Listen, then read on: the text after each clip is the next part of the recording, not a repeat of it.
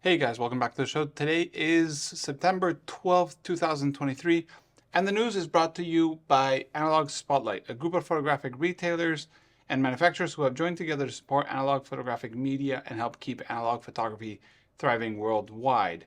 The brands are Cameradactyl, Kosmo Foto, Chroma cameras, Reveni Labs, RealitySoSubtle, Intrepid cameras, Pixl-ltr, Brooklyn Film Camera, ONDU cameras, Standard cameras, 20th Century Cameras, Pictoriographica, Analogue Wonderland, Cinestill, Large Format Kamerastore, Carmencita Film Lab, RH Designs, Ars Imago, and Alvandi cameras. So let's get into this news. There's not a lot of news because obviously I did the news last week. And some people have reached out to me, so thank you for those who have, about news that I had missed. I will start with one news that is kind of not really news, but I feel like I should share it. Is Kamerastore.com, the place I work at, is having a 10% discount or a sale right now, and it launches tomorrow, but it's already live, so I'm leaving the link below. I probably shouldn't tell you this, and I really probably shouldn't tell you this, but you can go ahead. It's not sponsored in any way. You can go ahead and use the link below. There's a bit of a kickback towards the channel, but that's a different topic. Okay, let's start with the actual news. We have Lockharts List. This actually has also to do with my work. It's funny, but it has nothing to do, but it does. One of my co-workers here is a very big Leica enthusiast in the sense of like the collectible part of Leica cameras. In Leica, you have a bit of users and you have a bit of collectors and then you have a bit of everything, maybe haters too. But you have the collector scheme, the people that know the differences between the subtleties of a serial number and instead of being a button rewind, being a non-button rewind, and having, maybe the shutter speeds have like a different font or lens, stuff like that. If that's your kind of thing, if you know what a Leica M2R is, or that the actual Leica MP they're selling now is not the first MP they ever made, and stuff like that, this is the app for you. This app, or this list, is made by my co-workers. Like I said, he's been gathering all kinds of databases of bodies. It's all for Leica bodies, from serial numbers to colors to batches to year made. And this is supposed to help you to have the most complete list of cameras available in the Leica world to this date. This is especially useful for Leica stores, auction houses, even camera stores that might be based in somewhere in the world that are getting a Leica camera and want to check if the serial might be worth 3 times more than usual because it was a rare edition. So this is something available. You have a freebie version of it that lets you do some stuff. And then obviously there's a subscription model behind it. The subscription model, like I said, is made for the enthusiast that is not going to scratch or, be scared of the price tag. It is expensive. It's a very small niche of people that find this useful. But if you are one of those that kind of like buys and sells in auction levels, this is very useful for you. And it's made by a coworker, and I think he did a great job. I'm very happy with what he's done. Talking about apps, we have Newgrain. Newgrain is a iOS only for now app that is kind of like an Instagram for film photographers, but it's a bit more than that. It is based through film stocks, and you can add your pictures and tell them what film stock you use, what lab you use, how did you scan it, and so on and so forth. And it's supposed to be a place to like meet others and find inspiration to see what film stock you want to shoot or what camera it's pretty cool, honestly. When this all happened, when Instagram became just a reels all the time, that they started this project, and it's very new. It's just come out on the App Store. You can download it. I have already. You can follow me there. Maybe you can try to find me. I can't remember what my login is right now, or my username. But this is pretty cool to see. Like I said, not on Android yet. I haven't heard they're trying to make it yet, but I'll leave a link below if you want to check it out. It's pretty cool. Hey, and don't forget about Photopia in Hamburg. The fair is happening from the 20th to the 25th of September.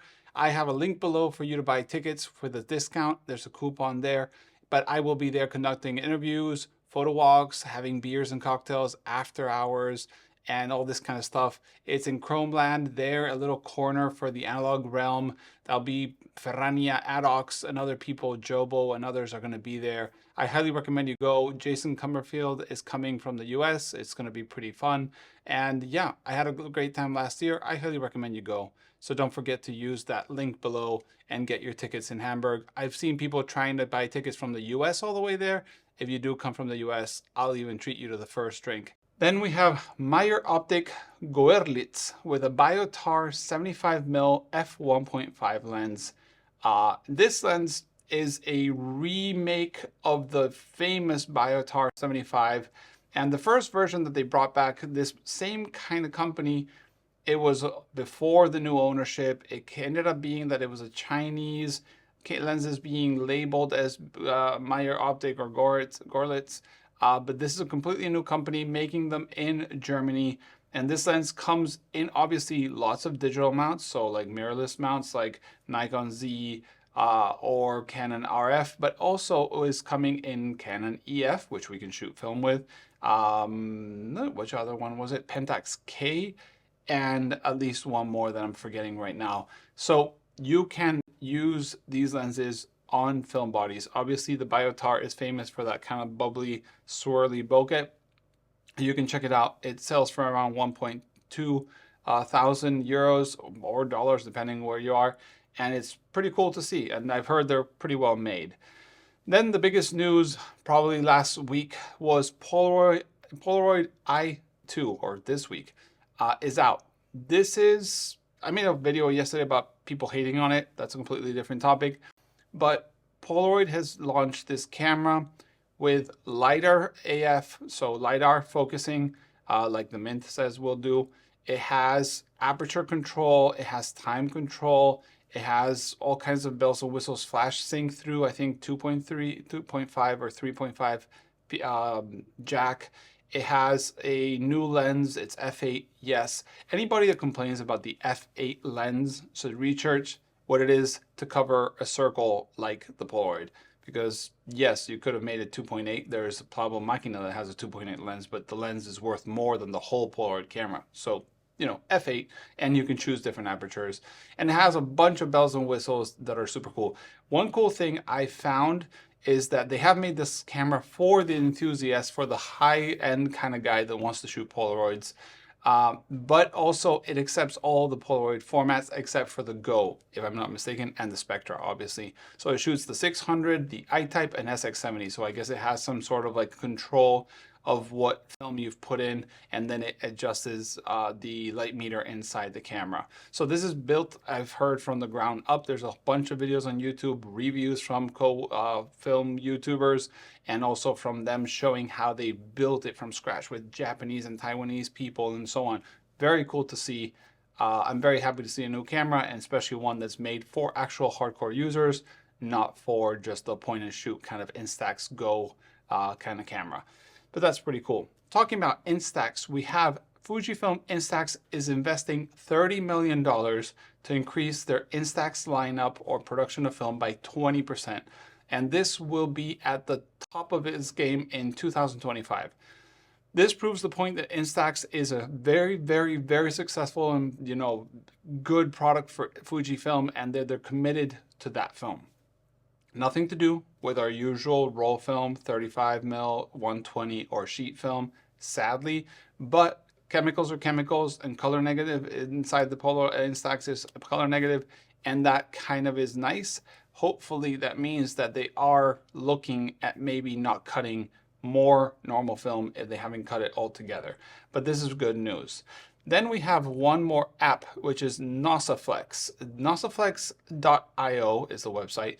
This, if I'm not mistaken, because I can't really get to see the app itself, is, oh, now I can see it. It's basically an app to control or to take care of the film you have in your cameras, how you shot it, and how many you finished, and so on. So if you're shooting film cameras, you might have heard of metadata on digital cameras. They kind of tell you what lens you were using, what aperture you were using, what shutter speed you were using, what kind of like LUT, if you were adding anything, if it was JPEG or RAW, whatever you want, the metadata is there. Well, film cameras don't have this. I'm I know that some do, okay? I know the Nikon F6 and some Canon ones had a way to input the data and you would put it out to a computer with a floppy disk, where let's say they don't have it. But like me, you have a Canon AV1 that's being loaded with Portra 400, and this is mentioned here. But if you're like me and you forget what film you have or what settings you're using, it's really annoying. This app is supposed to help you say, hey, my Nikon F80 has Portra 400 push one stop. And then my OM1 has this other film, a normal ISO. And this other camera has, and you can kind of change the settings and keep track. So this is called Nossaflex. I am seeing it right now on my screen on iOS. I don't know if it's available for Android. Sorry, Android users, it's much easier building apps as far as I know for iOS. I'm not an app developer, but it's available right now and they're on version 2.0. So that's pretty cool. But once again, that's basically the news for this week. As always, you can send any email to the email below if I forgot anything. And I'll make a call out for brands, because every week I do the news and I search for the news and I find the pictures for the news. If you're a brand making anything film photography wise, please make press kits or send press pictures to people doing stuff like what I'm doing here. It is a nightmare to have to go through website after website, having to try to take a screenshot of the picture, or not even letting you download the pictures that they have on their website. Please just give us the tools so we can advertise your new products. That's what we're doing in something like this news. If you can, I'd be very grateful. For example, Newgrain sent me a whole, press kit about their app, which I had completely forgotten to mention in the past news. So please, if you can do that, you make my life a little easier. Plus, who doesn't like super high res pictures of cool film gadgets and gizmos? I think everybody would appreciate it. But yeah, thanks for watching. See you in the next one. And like I said, send me emails if I forgot something. Bye.